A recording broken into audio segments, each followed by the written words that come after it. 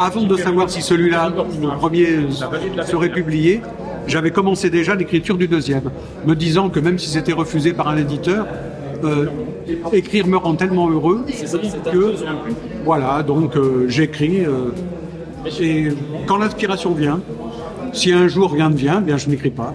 Moi j'étais prof de lettres et j'ai travaillé pendant 20 ans avec les éditions Magnard, mais j'ai fait 28 volumes de parascolaires avec eux.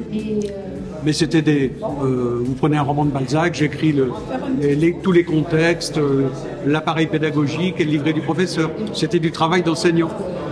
Et je me suis mis à la fiction à la retraite. Alors moi j'ai un enquêteur qui est atypique. Moi je ne voulais pas du vieux flic désabusé, proche de la retraite, parce que ça a été fait magnifiquement par beaucoup d'auteurs.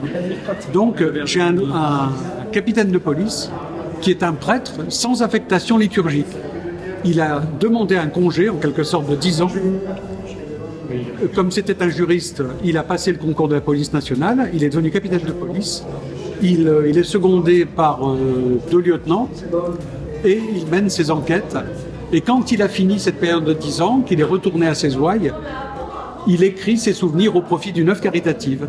Donc ça me donne un regard différent, forcément en décalage par rapport à quelqu'un qui appartiendrait à la société civile. Et ça me permet donc de proposer une autre approche dans un récit à la première personne. Et donc là, on a le même trio d'enquêteurs. Et là, je me suis lancé, ça vient de sortir. C'est un cosy mystery, c'est les aventures d'une Agatha Raisin limousine.